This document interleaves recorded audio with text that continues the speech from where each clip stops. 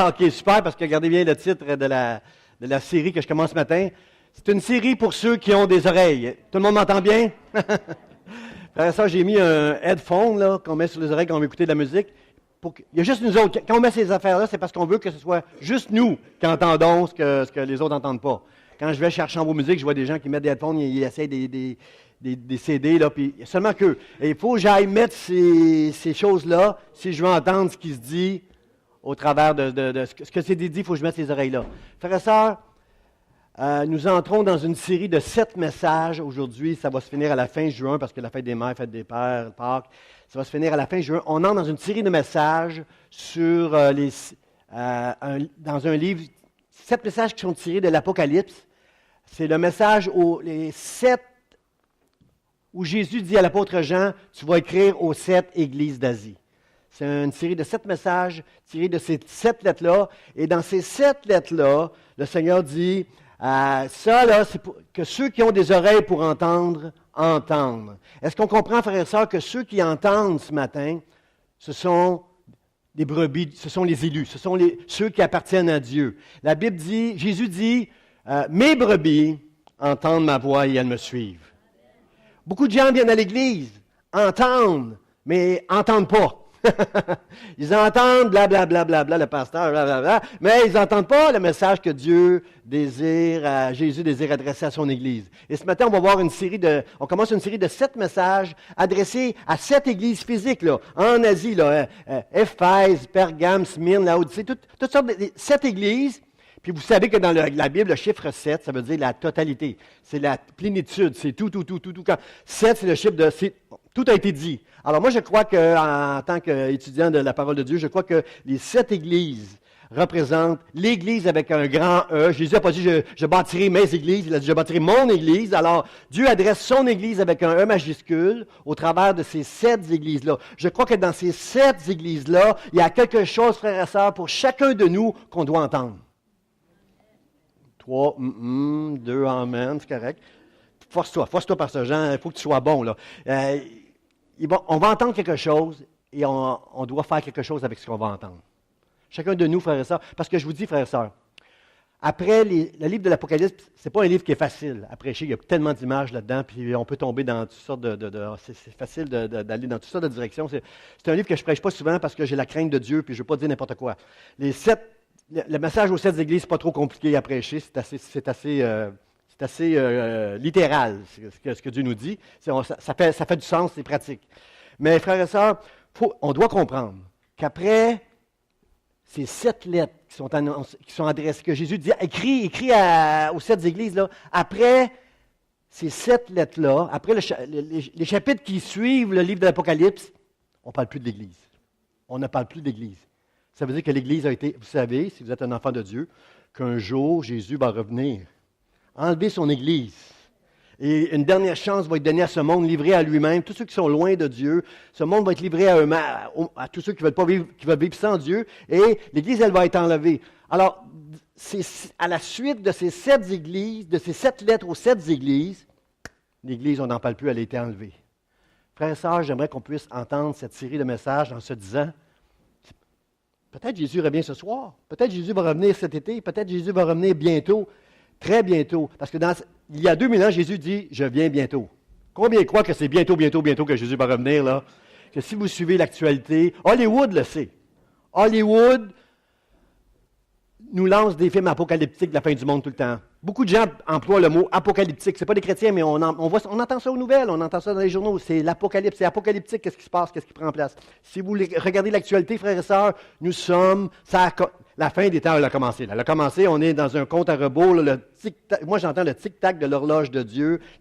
Tout ça s'en vient. Alors, frères et sœurs, est-ce qu'on peut prendre cette série-là en se disant, OK, Seigneur, tu veux me préparer à ton retour. Il y a des choses que tu veux m'encourager. Il y a des choses que tu veux m'exhorter. Moi, je veux être de ceux qui ont des oreilles pour entendre ce matin. Et quand je vais sortir d'ici, je veux que tu puisses parler à mon cœur pour que je puisse remettre ma vie sur les bonnes voies, que je puisse être comme David qui dit, conduis-moi dans la voie de l'éternité, Seigneur Dieu. Comme je l'ai prêché dans l'autre série avant. Vous êtes d'accord avec moi? On s'en va là, OK. Alors, le texte, c'est tiré de Apocalypse.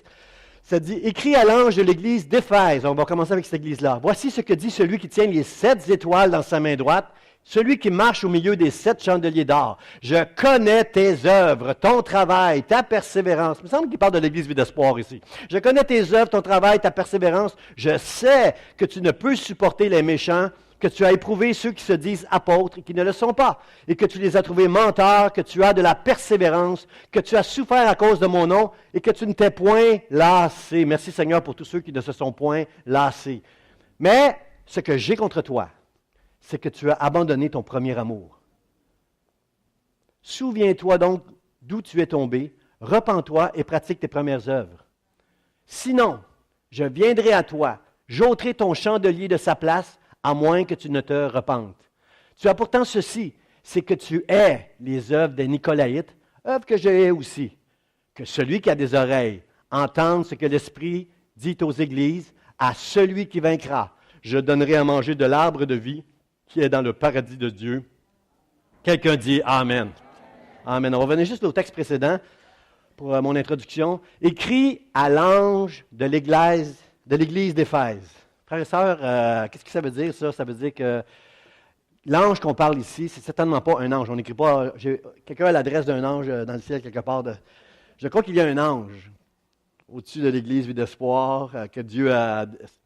Il y a quelque part, la Bible dit que chaque enfant a un ange tout près de lui. On a un ange qui veille sur nous. Là. Je crois qu'il y a un ange qui veille sur l'Église d'Espoir. Mais ici, je crois que l'ange, c'est la personne qui est responsable de l'Église. C'est à lui que tu dois écrire, Jean. Écris au responsable de l'Église. Je crois que je suis responsable devant Dieu pour l'Église d'Espoir. Priez pour moi ce matin, frères et sœurs. Priez pour moi toutes les fois que moi ou quelqu'un qui me remplace au pupitre doit prêcher, parce que nous avons la responsabilité du peuple devant nous. C'est une grande responsabilité pour mes pauvres petites épaules. Si je prêche, puis j'ai l'impression que quelqu'un n'a rien reçu, moi je me sens très très mal avec tout ça, parce que c'est ma responsabilité d'avertir, d'encourager et de fortifier et d'avertir. Et il dit, écrit à l'ange de l'Église d'Éphèse, voici ce que dit celui qui tient les 7 étoiles dans sa main droite, celui qui marche au milieu des 7 chandeliers d'or. Frères et sœurs, je pourrais partir dans toutes sortes d'explications avec ces passages-là, mais si vous lisez Apocalypse chapitre 1, la Bible confirme la Bible. Dans Apocalypse chapitre 1, ça nous dit exactement c'est quoi les étoiles, puis c'est quoi les 7 églises, les chandeliers, c'est-à-dire. Dans Apocalypse 1, ça dit que les étoiles, c'est les anges des 7 églises, et que les chandeliers d'or, ce sont les églises. Alors, merci mon Dieu, merci. Dieu vient de m'enlever beaucoup de pression sur les épaules de Pasteur Jean ce matin, parce que ce texte-là est tellement encourageant pour l'Église Vie d'Espoir, frères et sœurs. Jésus est en train de dire à Jean, voici ce que dit celui qui tient les 7 étoiles dans sa main droite et qui marche au milieu des 7 chandeliers. Frères et sœurs, ce n'est pas le Pasteur Jean qui tient l'Église Vie d'Espoir en ce moment. C'est Jésus-Christ qui tient son Église dans sa main droite. Combien sont contents de ça, devraient applaudir le Seigneur ce matin? Jésus tient son Église. C'est pas moi, c'est lui qui a tous les pouvoirs ce matin dans le ciel, qui tient et qui marche au milieu de l'Église. Frères et sœurs, Jésus marche au milieu de l'Église ce matin, il est ici.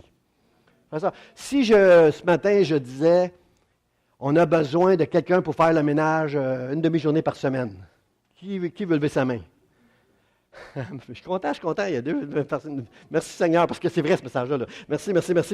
On a besoin de personne pour faire le ménage ici. Et, frères et sœurs, honnêtement, là, j'ai déjà fait cette annonce-là, il n'y a personne qui a levé sa main. Mais frères et sœurs, si Jésus était ici ce matin, si Jésus marchait au milieu de son Église, en tenant les 7 étoiles, frères et sœurs, puis je disais, on a besoin d'une personne pour faire le ménage une demi-journée par semaine. Qui veut lever sa main? Frère et sœur, si Jésus est là, on voudrait dire, moi, je veux que Jésus regarde, moi, je lève ma main, moi, j'ai levé ma main. Mais si on ne voit pas Jésus, on ne lève pas notre main. Right?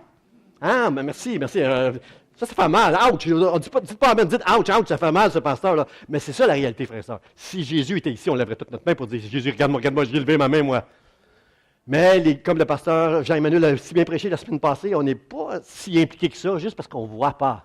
Mais combien savent que Jésus est ici ce matin? Et moi, ce qui m'encourage en tant que pasteur, c'est qu'il tient les 7 étoiles dans sa main droite et qu'il marche au milieu des 7 chandeliers qui sont les églises, qui veut dire toutes les églises qui prêchent Jésus-Christ mort et ressuscité pour nous. Pour notre salut, Jésus est là. Il est là. Alors ça, c'est encourageant pour moi. Je connais. Puis mon premier point que je veux... Puis ce que j'aime aussi dans tous les messages qu'on va prêcher ensemble, ils ont tous la même structure. C'est-à-dire, dans toutes les 7 lettres qu'on va regarder ensemble, il y a voici ce que dit Jésus. Puis là, on va voir une image différente. Là, l'image de Jésus, c'était celui qui tient les 7 étoiles, celui qui marche au milieu des 7 chandeliers. Mais à chaque église, il va présenter une image différente qui nous parle sur Jésus-Christ. Ce matin, je suis content de savoir en tant que pasteur que c'est lui qui tient son église. C'est lui, c'est pas le pasteur, c'est pas les anciens dans l'église, c'est pas les c'est Jésus qui tient son église dans sa main et qui marche au milieu de son église. Il est là, ici, au milieu de nous, frères et sœurs, ce matin. Alors, on devrait dire merci Seigneur et être super fin, super beau ce matin parce que Jésus est là. Et juste, l'autre, qu'est-ce qui revient souvent? À celui qui vaincra, ça revient souvent. Je te connais, je sais qu'est-ce que tu fais. Ça revient tout le temps. Il amène une exhortation aussi. Puis à chaque fois, il dit à celui qui a des oreilles, que celui qui a des oreilles pour entendre ce que dit l'Esprit aux églises. Alors ce matin, encore une fois, frères et sœurs, est-ce qu'on est ici pour entendre ce que l'Esprit veut dire à son église? Amen. Mon premier point, c'est, qui connaît l'expression, il m'a envoyé les fleurs, puis après ça, il m'a envoyé le pot. On ne parle pas du pot ce matin, on parle du pot, le pot P-O-T, pot, un pot. Il m'a envoyé les fleurs, après il m'a envoyé le pot. Là, Paul est comme ça. Paul, c'est un imitateur de Jésus. Regardez bien les lettres de Paul. Quand Paul veut exhorter, quand il veut reprendre son église, il commence toujours avec les fleurs. Après ça arrive le pot. C'est exact. Il imite Jésus, c'est comme ça. Jésus nous montre qu'on est quelqu'un qui l'apprécie. Il apprécie tout ce qu'on fait pour lui. Mais, frères et sœurs, à moins que si vous êtes parfaits, vous, venez me voir après la réunion, je veux prier pour vous. Je ne crois pas qu'il y a personne qui est parfait ici. Bien qu'on est bon, qu'on est gentil, qu'on est fin, qu'on fait des œuvres, on n'est pas parfait. Et Dieu apprécie tout ce qu'on fait pour lui. Mais est-ce qu'on peut, à cause de tout ce qu'il a fait pour nous, dire, Seigneur, parle-moi, change-moi parce que je vais être encore meilleur.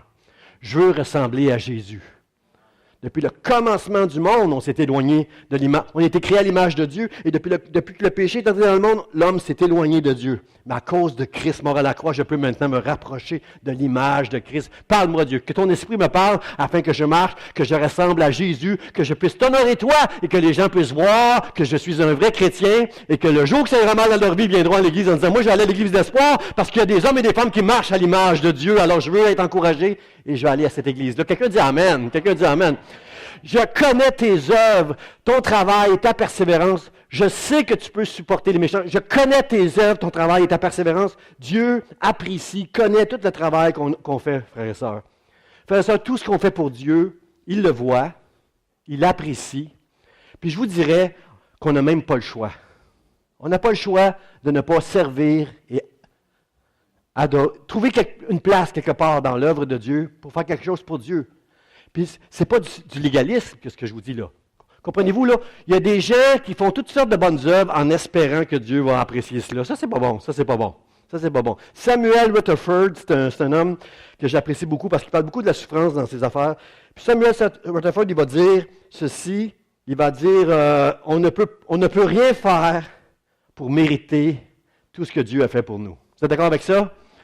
C'est une grâce. C'est parce que Dieu nous a aimés le premier. Moi, j'étais un pécheur, je ne connaissais pas Dieu, j'étais dans toutes sortes d'affaires. Puis un jour, Dieu s'est révélé à moi. Il m'a aimé le premier. De savoir que je ne m'en vais plus en enfer, mais que je m'en vais au ciel.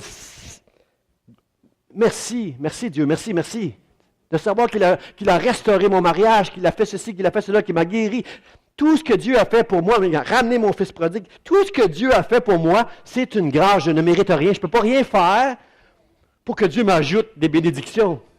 Mais c'est par grâce. Mais à cause de sa grâce, moi je veux le temps qui va me rester sur la terre, comme le message que ma soeur Nicole a prêché à un moment donné, on doit racheter le temps avec le temps qui me reste. J'espère que vous êtes avec moi. Je veux honorer Dieu de tout mon cœur. Je veux le servir, je veux l'aimer, je veux le servir, je veux l'honorer. Pour qu'au ciel, pour l'éternité, le peu de temps que je suis sur la terre, pour qu'au ciel, je puisse dire merci Seigneur, merci, tu m'as utilisé, tu m'as donné l'opportunité de faire un petit peu pour toi. Merci Seigneur. Je parlais avec une jeune fille récemment de la grâce et du légalisme. Elle m'a dit, c'est pas un peu légaliste, parce que de la manière qu'on amène ça des fois dans les églises, là, s'il n'y a pas de fruits dans la vie, on va te couper. Il n'y a pas de fruits dans cet arbre-là, coupez-le, jetez-le au feu. C'est pas un peu légaliste. On est comme tout obligé de faire quelque chose. J'ai dit non. Si tu as compris qu'on était obligé de faire quelque chose, là, tu n'as pas bien compris. Tu n'as pas bien compris. C'est pas ça l'affaire. Puis là, je pensais, puis j'ai trouvé super bon mon exemple.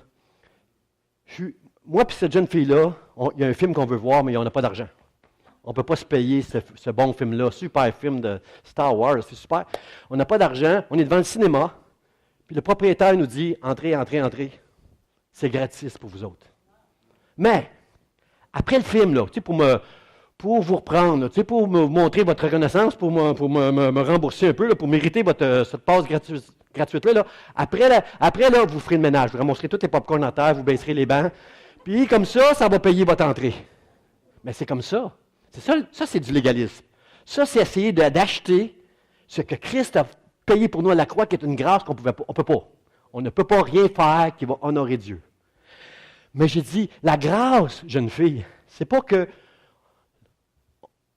on va rentrer, ça va être gratis, mais on va être tellement reconnaissant au propriétaire qui nous a laissé rentrer pour voir ce film gratuitement, on va lui dire, dis-moi quoi faire. Tu veux-tu qu'on balaye après? On va balayer tout. On va faire ça pour toi parce qu'on est tellement reconnaissant. Je voulais tellement voir ce film-là. Moi, c'est en web, puis j'ai pas d'argent, puis tu m'as laissé rentrer, c'est gratuit. C'est toi qui as payé. Laisse-moi faire quelque chose pour toi. Ça, c'est correct. Ça, c'est juste de la reconnaissance. Frère et sœur, je m'en allais en enfer, je m'en vais au ciel. Est-ce que je peux être un peu reconnaissant à Dieu ce matin? Est-ce que je peux le servir? Est-ce que je peux, comprenez-vous, frère? Il n'y a rien que Dieu ne me demandera jamais de faire qui est au-delà. Comprenez-vous que pendant toute ma vie, il y a beaucoup de choses que j'ai mis sur l'autel, j'ai sacrifié pour Dieu. Pourquoi j'ai fait ça? Parce que j'aime Dieu de tout mon cœur. Pas pour le légalisme. Toutes les choses que j'ai abandonnées dans ma vie, c'est pour honorer Dieu, c'est pour sa gloire à lui. Pas pour avoir quelque faveur que ce soit. Je l'ai eu, la faveur. Je l'ai eu. Il m'aime, il m'a sauvé. Il a fait de moi un enfant de Dieu. Wow. Mon nom, je ne suis plus, je suis un enfant de Dieu, c'est ça. Je ne suis plus esclave, là, je suis un enfant de Dieu. C'est merveilleux. C'est merveilleux. Je suis content de voir Amen. J'espère qu'il va y en avoir plus au fur et à mesure qu'on va avancer parce que c'est extraordinaire ce que Jésus a fait pour chacun de nous. Il dit, tu n'as pas supporté, je sais que tu as éprouvé, je sais que tu ne peux supporter les méchants. Frère et sœur, ça c'est bien, Qu'est-ce qu'il veut dire? Il ne parle pas des personnes, pas les méchantes personnes. J'espère que s'il y a quelqu'un de méchant qui rentre dans cette église-là, on va l'accueillir avec amour. Parce que cette personne-là, remplie de l'amour de Dieu, ne sera plus capable, ne sera jamais à l'aise d'être méchant avec qui que ce soit. Ce n'est pas les méchants, c'est la méchanceté que dans ce monde que Jésus est en train de dire dans l'église d'Éphèse. Tu as éprouvé ceux qui... tu ne peux supporter les méchants. Est-ce que vous êtes d'accord avec moi que dans ce monde aujourd'hui, il y a une tolérance tellement grande à l'égard de l'immoralité que frères et sœurs, cela affecte l'Église même. C'est pourquoi que l'Église ne peut pas se laisser aller comme le monde à tolérer n'importe quoi. Nous allons toujours refuser la méchanceté, frères et sœurs. Nous allons toujours accueillir les pécheurs, mais en disant le péché, c'est mal. On va perdre du monde. Frères et sœurs, je ne veux pas une Église qui est remplie de gens à qui on va dire, t'es beau, t'es fin, voici tout ce que Dieu a pour toi. Je veux dire la vérité aux gens qui vont venir ici afin qu'ils puissent marcher avec Dieu, avec une reconnaissance. Seigneur, tu m'as sauvé. Merci. Et tu as éprouvé ceux qui se disent apôtres et qui ne le sont pas et que tu les as trouvés menteurs. Frères et sœurs, il y a beaucoup de doctrines bizarres en ce moment qui circulent sur Internet et dans certaines églises, partout, pas ici dans l'Est de Montréal, mais... blague. Il y en a partout. Frères et sœurs, c'est important, si on ne veut pas adhérer à toutes sortes de doctrines, qu'on connaisse la parole de Dieu. Que nous connaissions ce livre-là, que nous apprenions à connaître ce livre-là. Saint-Esprit, aide-moi à comprendre ce que je lis, parce que moi, je veux t'honorer, je veux marcher avec toi de tout mon cœur. Tu as éprouvé ceux qui se disent apôtres. Il faut connaître la vérité. Il faut être capable d'éprouver ce qu'on entend, frères et sœurs, pour être capable de résister à toutes ces folies qu'on va entendre à gauche et à droite. Aussi, le texte dit, je connais tes œuvres, puis je connais tu as de la persévérance. Combien sont d'accord avec moi, frère et sœur, que c'est une grande qualité que d'être persévérant dans le royaume de Dieu? C'est pas de commencer rapide. Vous savez, on est dans un marathon, hein? Puis il y en a qui commencent, là, puis ils sont en avant des autres. Ils ont un bon départ. Mais à un moment donné, ils vont lâcher, décourager, souffler, épreuves vont tomber. Puis il y en a qui marchaient vraiment, ils n'ont pas eu un départ rapide. Mais ce qui est important, c'est de terminer la course, d'achever la course. L'apôtre Paul dit, j'ai combattu le bon combat, j'ai achevé. C'était ça l'important. Toutes les souffrances que j'ai connues, toutes les misères que j'ai connues, ils étaient là pour m'arrêter. Mais j'ai achevé la course, j'ai gardé la foi. C'est ça qui est important. Jésus honore notre persévérance. Jésus dit, c'est celui qui persévérera jusqu'à la fin qui sera sauvé. N'est-ce pas une grande qualité que de persévérer, frères et sœurs? De rester fidèle au Seigneur. Bon et fidèle serviteur, servante, entre dans la joie de ton maître. Parce que tu as persévéré, que tu es resté bon au travers de toute la méchanceté, viens te réjouir avec moi maintenant. Pour l'éternité, dans un endroit où on va être béni. Persévérance, frères et sœurs. Ce passage-là est précédé par des souffrances. Le fait qu'on ne sera pas aimé. Le fait qu'on va connaître on va voir, le péché va être là, puis l'amour va s'être refroidi. J'aime le conseil dans Hébreux, chapitre 12, un peu comme Paul, ça dit persévérez dans la carrière qui est devant vous en gardant les yeux sur Jésus-Christ. Est-ce que je peux vous donner ce conseil-là en tant que pasteur, frère et sœur, ce matin? Dans tout ce que tu traverses, garde les yeux sur Jésus. Garde les yeux sur Jésus. Ça va t'aider quand tout va mal. Tout va mal. Parce que, encourageons-nous les uns les autres, là. C'est pas parce qu'on est des chrétiens que toute bagaille va bien tout le temps. Ça ne va pas tout le temps bien parce qu'on est des chrétiens. Est-ce qu'on peut comprendre ça? Ça va nous aider à ne pas être découragés quand tout va aller mal, de savoir qu'il y a des chrétiens, des hommes, des Jobs dans ce monde, des Jésus. Il y a des gens on va attraper des maladies comme la sclérose en plaques, le cancer, on va perdre des bien-aimés, frères et sœurs. Mais si je garde mes yeux sur Jésus, je vais persévérer jusqu'à la fin, et un jour, je serai dans le ciel et je me réjouirai malgré tout ce qui a pris place autour de moi. Je ne me laisserai pas décourager par quoi que ce soit en gardant mes yeux sur Jésus. Chaque jour, frère et sœur. C'est une grave erreur dans nos églises de prêcher qu'un chrétien ne peut pas souffrir. Frère et sœur, c'est une erreur. C'est une folie, c'est un mensonge. C'est pas vrai, c'est pas vrai, c'est pas vrai. Vous souffrez, je souffre pour le nom du Seigneur Jésus-Christ, pour sa gloire, frère et sœur, pour sa gloire. Laissez pas le découragement, l'amertume ou quand c'est long. Le pire, c'est quand la souffrance, je pense à ma sœur Juliette Sius, ça fait 1 an qu'elle travaille avec son ABC. Ça devient long. À un moment donné, la maladie, ça devient long et ça atteint notre âme. Ne permets pas au découragement, à l'amertume d'entrer dans ton âme. Lève les yeux vers Jésus. Appelle un frère et une sœur qui aime Jésus de tout son cœur. Laisse-toi encourager. Garde les yeux sur Jésus et tu vas te rendre jusqu'au bout. Malgré tout. Amen. Ésaïe 53, 10, frères et sœurs, on l'applique à Jésus, hein? Mais je vais vous dire ce matin, frères et sœurs, si tu aimes Jésus de tout ton cœur, si ton désir ce matin, c'est de marcher avec Jésus, tu vas vivre la même chose que Jésus. Ce qui s'applique à Jésus s'applique à moi, puis ça s'applique à toi. Qu'est-ce que ça dit, le texte dans Ésaïe 53? Un texte prophétique qui parlait de Jésus à la croix. Ça parle que mépriser et abandonner des hommes. Frères et sœurs, si à ton travail, tu as du fun à la salle de café avec tout le monde, tu participes à leurs blagues, tu ne seras pas méprisé. Pas de problème. Le jour où tu commences à dire, moi je suis un enfant, je ne peux pas trouver ça drôle ce que tu viens de dire. Parce que tu comprends, là?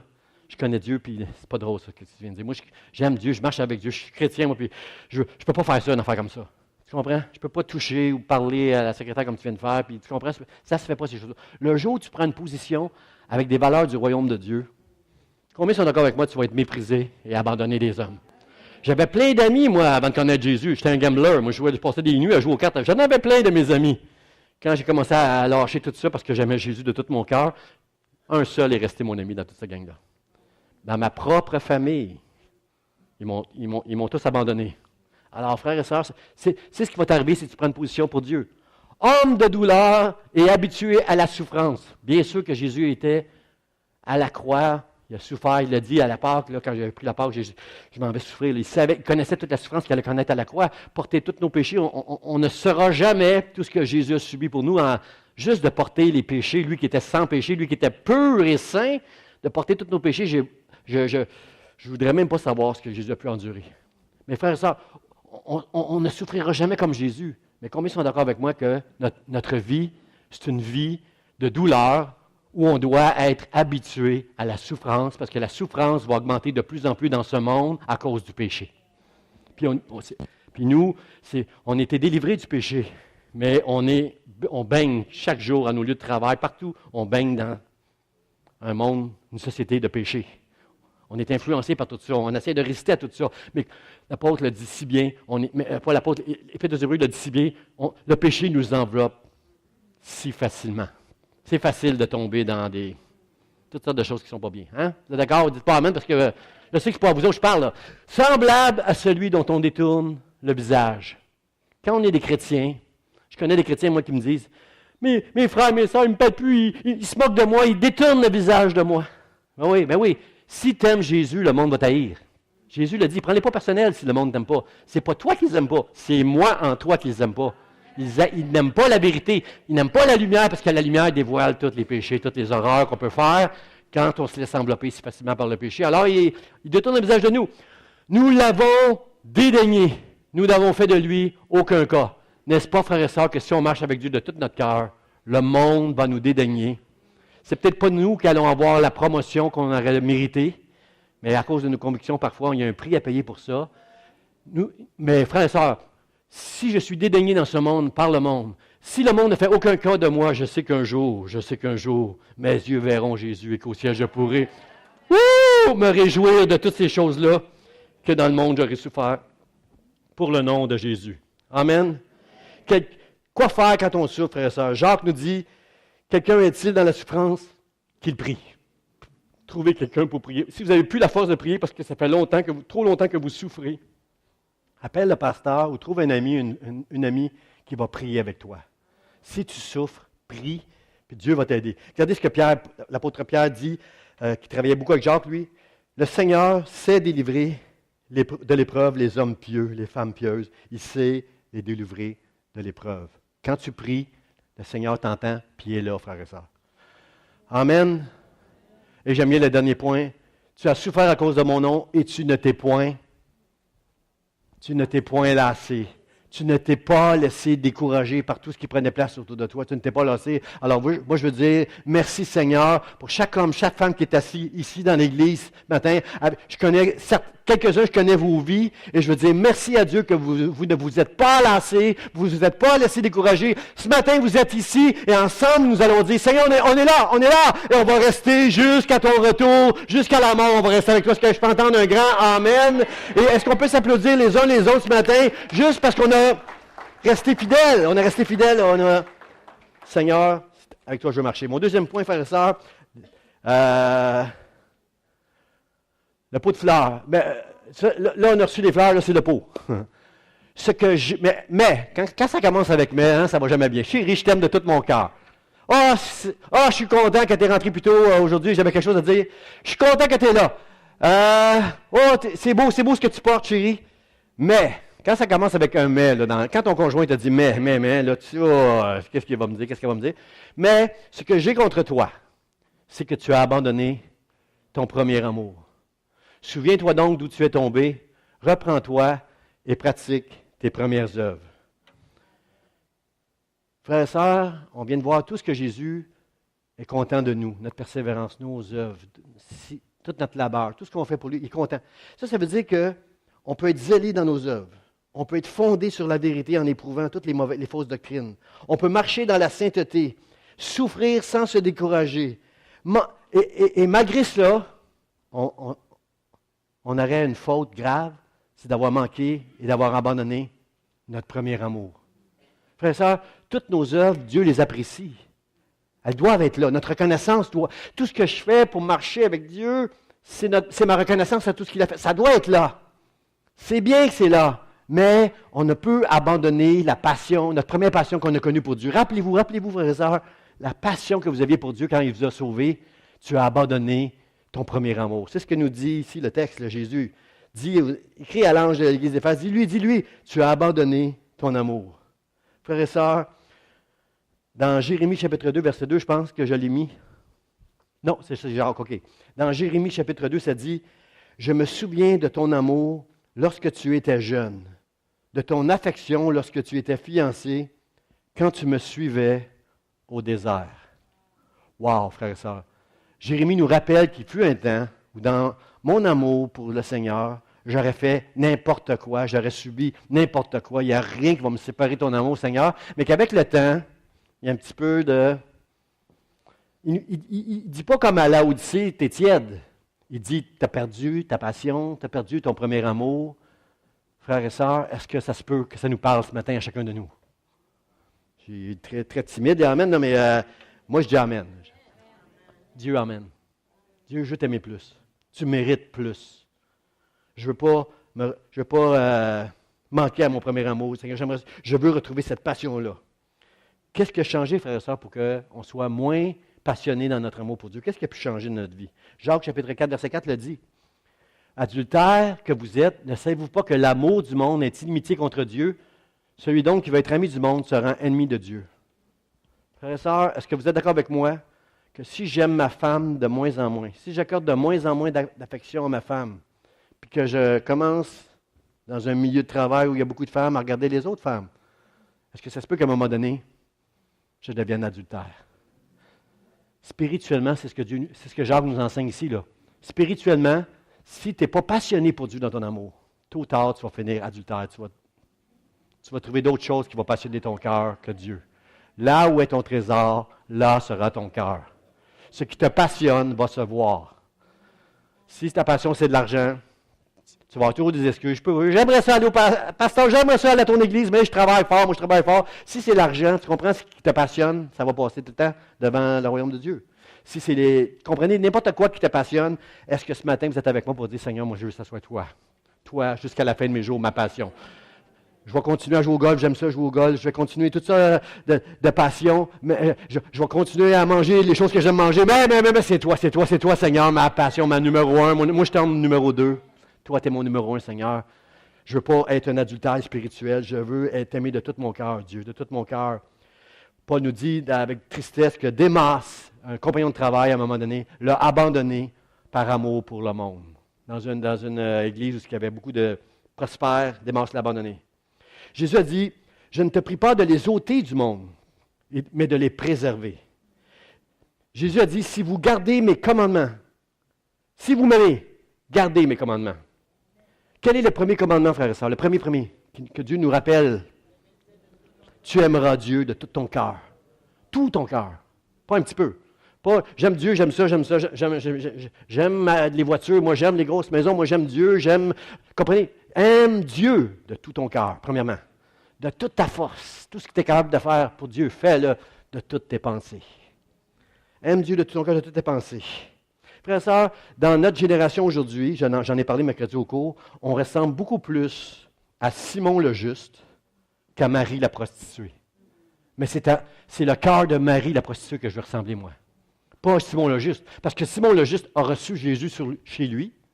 Il a reçu Jésus, puis il n'a pas lavé les pieds. Il n'a rien fait. Il l'a reçu comme... il n'a pas pris soin de l'homme de Dieu qui était là, le Fils de Dieu qui était là assis sur un banc. Il n'a pas pris soin de lui. Et quand Marie, la prostituée, est entrée dans la pièce, s'il savait quel genre de femme que c'était, il ne se laisserait pas approcher pour lui. Lorsqu'il a vu Marie s'approcher vers lui, elle était tellement remplie d'émotions, de savoir qu'elle avait le droit de s'approcher. Jésus lui permet de s'approcher de lui. Jésus lui permet de s'approcher, et au-dessus de ses pieds, en sanglots, elle pleure, elle verse ses larmes sur ses pieds. Elle lave les pieds que Simon n'a pas lavés, parce que lui est juste. Elle lave, lui se sent juste. Mais il devrait être comme un publicain. Et elle lave ses pieds, elle met un parfum elle a tout donné pour montrer à Jésus comment elle l'aimait. Et lorsque Jésus parle à Simon, il dit une parabole, puis il dit, il dit une parabole à Simon, il dit, si on rembourse des dettes, là, lui me doit 10 000, lui me doit 1 million, lequel des deux va être le plus content? Celui qui doit 1 million. Elle a agi comme si elle avait une dette de 1 million. Toi, tu as agi comme si tu avais une petite dette envers moi. On racontera ce qu'elle a fait dans toutes les générations. Elle a beaucoup aimé. Tes péchés sont pardonnés parce que tu as beaucoup aimé. Frères et sœurs, ce matin, est-ce qu'on peut dire à Dieu, Seigneur, je veux t'aimer comme elle? Je veux t'aimer avec son cœur, je veux t'aimer, je veux que tu saches combien je t'aime, que rien que tu ne me demanderas pas, que je ne ferai pas pour toi, je t'aime de tout mon cœur, Dieu. Je veux t'aimer comme cette femme-là. Aux yeux de tous, elle était méprisée, mais dans son cœur, elle savait que si elle s'approchait de Dieu, c'est parce qu'il pardonnait tous ses péchés. Et maintenant, je vais te donner tout ce qui est plus précieux pour moi, je te le donne, Seigneur, parce que, juste par reconnaissance pour ta grâce envers moi qui ne mérite pas ça. On est rendu dans une génération où on pense qu'on mérite la grâce de Dieu, frères et sœurs, parce qu'on fait des petites affaires, parce qu'on paye notre dîme, parce qu'on est fidèle. On pense qu'on mérite la grâce de Dieu. Frères et sœurs, nous ne méritons rien de la part de Dieu. C'est une grâce. Est-ce qu'on peut dire merci mon Dieu, je t'aime comme Marie, je veux t'aimer, Seigneur. Je veux t'aimer, mon Dieu, de tout mon cœur. Le texte dit, souviens-toi d'où tu es tombé. Ce texte nous rappelle de nous souvenir des expériences passées, frères et sœurs. C'est le psalmiste qui dit « Bénis l'Éternel, ô mon âme, et n'oublie aucun de ses bienfaits. » Dernière conséquence, frère et sœur, rapidement. La conséquence qu'on ne veut pas. Il dit « Sinon, je viendrai à toi et j'ôterai ton chandelier. » Toute la lumière qu'il y a dans l'est de Montréal, au travers de l'Église de l'Espoir, je vais l'enlever. Tu vas continuer à fonctionner, mais l'Esprit de Dieu ne sera plus là.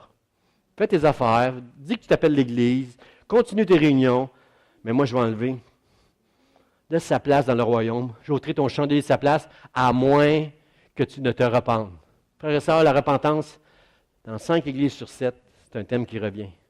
La repentance, c'est de juste reconnaître. Je reconnais, Seigneur, qu'il y a quelque chose dans ce message-là qui me parle, puis Seigneur, je le confesse de ma bouche, puis juste par ton saint, juste fais-moi grâce de marcher avec toi. Moi, par mes forces, je n'y arriverai pas, mais fais-moi juste grâce, aide-moi à marcher avec toi. Quelqu'un dit Amen. Amen. Seigneur, aide-moi à marcher juste avec toi. Tu as pourtant ceci, c'est que tu hais les œuvres des Nicolaïtes, œuvres que je hais aussi. C'est pas clair, j'ai lu beaucoup de commentaires là-dessus, c'est pas clair, c'est qui les Nicolaïtes. Il associe ça à la doctrine de Balaam. Une des graves erreurs que Balaam a faites avec Balak, il a donné le secret au roi Balak pour briser la force de la foi d'Israël. Ce peuple-là, il t'énerve. Hein? Balak, tu voudrais te briser parce que tu as peur qu'il envahisse tout ton royaume. Il lui a donné le secret, comment briser la force et la puissance de la foi de ces Juifs-là, qui avancent. Il dit, envoie des femmes. Puis emmène une immoralité sexuelle au milieu de ce peuple-là, puis tu vas les vaincre. C'est ça les Nicolaïtes. Une doctrine qui si vous lisez les commentaires, vous n'allez pas trouver grand-chose. Là, il y a beaucoup de choses qui ne font pas de sens, mais une chose qui fait du sens, c'est que les Nicolaïtes prêchaient l'immoralité en disant, on n'est plus sous la loi, Christ nous a débarrassés de la loi, on n'est plus sous la loi, maintenant on peut faire ce qu'on veut. Non, l'apôtre Paul dit, je suis libre, mais je ne ferai pas ce que je veux.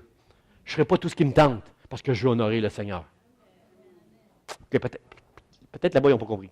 Je vais aller de l'autre bord. J'entends juste des amens de ce bord-là. Là. Paul dit, je ne ferai pas de ma liberté une pierre d'achoppement autour de moi. Je veux honorer le nom de Dieu. Si je marche avec Dieu, il y a des choses que je ne toucherai pas pour la gloire de Dieu. Regardez le passage qui suit. Le passage qui suit nous dit ceci. Recherchez la paix avec tous et sans laquelle la sanctification, on est tous imparfaits, mais on doit tous la rechercher, la sanctification. On doit viser la sainteté dans nos vies. Pourquoi? Afin d'honorer le Seigneur. Pour que les gens autour de nous puissent dire, lui et elle marchent avec le Seigneur. Moi, au bureau, dans le temps, quand j'étais plus beau, j'ai déjà été beau. C'est dur aujourd'hui, c'est dur de croire ça aujourd'hui, mais j'ai déjà été beau. Plus jeune au bureau, quand je travaillais avec des femmes, je ne me permettais pas de flirter puis de toucher comme je vois des choses dans des bureaux. Parce que je suis un enfant de Dieu. Comprenez-vous? Il y a des choses que je n'ai pas le droit de faire dans le royaume de Dieu. Alors, c'est ça que le texte nous dit ici. Recherchez la paix et la sanctification sans laquelle personne ne verra le Seigneur. Personne ne va entendre ce que l'Esprit dit aux églises si je ne recherche pas la paix avec tout le monde et la sanctification de ma vie dans le nom de Jésus. Amen, amen. J'invite les musiciens, mon dernier point. On va chanter le chant merci. Merci, Seigneur. Le texte dit que celui qui a des oreilles pour entendre ce que dit l'Esprit dit aux églises, à celui qui vaincra, je donnerai à manger de l'arbre de vie qui est dans le paradis de Dieu. L'arbre de vie, on comprend qu'il y avait dans le paradis terrestre, quand Adam et Ève étaient là, il y avait des arbres, puis il y avait un arbre de vie. Et quand Adam et Ève ont péché, ils ont été chassés du paradis terrestre, parce que s'ils avaient mangé de cet arbre de vie, malgré leur péché, ils auraient pu vivre éternellement. Jésus les a chassés. C'est quelque chose qui nous enseigne ceci, frères et sœurs. C'est le péché qui a fait en sorte qu'on ait été chassés de ce paradis où il y avait un arbre de vie. Mais c'est toujours la repentance qui est le premier pas pour mettre fin au déclin spirituel et à nous ramener vers ce paradis, vers cet arbre de vie qui est Jésus-Christ. Alors, frères et sœurs, ce matin, est-ce qu'on peut comprendre que quand le texte dit « à celui qui vaincra », est-ce qu'on peut comprendre qu'il y a un combat spirituel? Est-ce qu'on peut comprendre qu'on doit se battre si on veut être fidèle et résister jusqu'à la fin de notre marche sur cette terre? Est-ce qu'on peut comprendre que c'est celui qui vaincra que Dieu va bénir? Frères et sœurs, je crois que la partie du texte que j'aimerais mettre l'emphase ce matin va beaucoup avec la Sainte Seine. Je crois, frères et sœurs, qu'on a besoin de confesser chacun de nous. Moi, je veux le faire devant Dieu. Mais je crois que vous aussi, vous pourriez le confesser. Seigneur, j'ai besoin d'apprendre à t'aimer plus. J'ai besoin, Seigneur, je ne t'aime pas assez. Si je n'ai pas de fruits, je ne vois pas assez de fruits. En tant que pasteur, je ne vois pas assez d'impact dans l'Église d'espoir au travers de ma prédication pour dire, « moi je t'aime Seigneur, je ne vois pas assez d'impact. » Le jour où je suis convaincu que le jour où je vais aimer davantage Dieu, que vous verrez en moi un homme qui aime Dieu, vous voudrez vous laisser influencer davantage par la parole. Priez pour moi, frères et sœurs. Je veux aimer Dieu plus. Je veux que cette Église aime Dieu de tout son cœur. Je veux que tous ensemble, nous soyons dans le ciel pour l'éternité à nous réjouir du salut que Dieu, de son amour. Frère et sœur, Samuel Rutherford dit une chose que l'Église doit comprendre, c'est la beauté de Christ. C'est la grandeur et la largeur et la profondeur de tout son amour. Si on peut comprendre ça, frères et sœurs, il n'y a rien qui va nous séparer de Dieu. Il n'y a rien qui va nous empêcher d'aimer Dieu de tout notre cœur. Puis quand on va prendre la Sainte Sainte, c'est avec des larmes. La prochaine Sainte Sainte, c'est avec des larmes. Si on peut saisir la beauté de Christ, la grandeur de Dieu, c'est avec des larmes que nous allons la prendre. En disant, Seigneur, mais je ne mérite pas ça. Attaché à la croix pour moi. Je sais que tu es attaché à la croix pour eux, mais pour moi, tu m'aimes assez, Seigneur, que tu es mort pour moi. Seigneur, merci, merci, merci, merci. Merci, Seigneur. J'entendais le témoignage d'un jeune homme qui disait, quand j'étais fiancé à ma femme, je l'aimais de tout mon cœur. Tous les jours, je disais, oh, quelle belle robe que tu as. Oh, beau, nouveau ces bijoux-là. Super de belles boucles d'oreilles. Pardon pour ceux qui ont mal aux oreilles. Super boucle d'oreilles. Waouh, waouh, waouh. Beau soulier, chérie.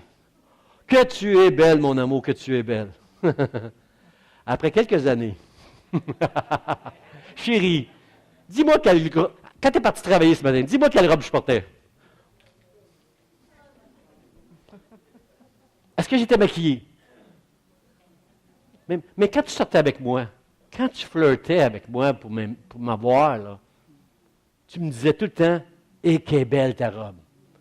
Oh, qui est beau le maquillage que tu as mis aujourd'hui, discret, vraiment, oh, qui sent bon ton parfum! » Aujourd'hui, tu es rentré à la maison, tu ne m'as même pas dit bonjour, tu es allé voir les enfants, j'étais comme une inconnue devant toi. Frères et sœurs, c'est ça que je ne veux pas que l'Église du But d'Espoir devienne, dans la présence de Jésus. Celui qui tient les 7 étoiles et qui marche au milieu des chandeliers, est-ce qu'il ne mérite pas notre amour ce matin? Est-ce qu'on ne peut pas dire ce matin, se repentir et dire, Seigneur, pardon, je veux me souvenir de tous ces bons moments que j'ai eus avec toi, puis peut-être, Seigneur, j'ai manqué un peu, peut-être j'ai manqué beaucoup même. Seigneur, par ton esprit, aide-moi à t'aimer plus. À partir de maintenant, le mois prochain, lorsque je vais prendre la Sainte Sainte, je veux que des larmes coulent sur mes yeux, tellement je vais connaître la beauté, la grandeur de ton amour, de tes promesses, de ton royaume. L'amour que tu as eu pour moi, pour les autres, super. Mais l'amour que tu as eu pour moi, Seigneur, je veux te dire merci pour cet amour-là. Êtes-vous avec moi, frères et sœurs? Levons-nous ensemble. Oui, on peut applaudir le Seigneur. Levons-nous ensemble et chantons ce chant. Merci. Et élevons nos voix pour dire à Dieu, dans nos prières personnelles après ce chant, merci. Je veux entendre des centaines de merci. Merci, merci, merci Dieu. Tu m'as tellement aimé, puis moi, je veux me repentir de ne pas t'avoir assez aimé jusqu'à maintenant dans le nom de Jésus.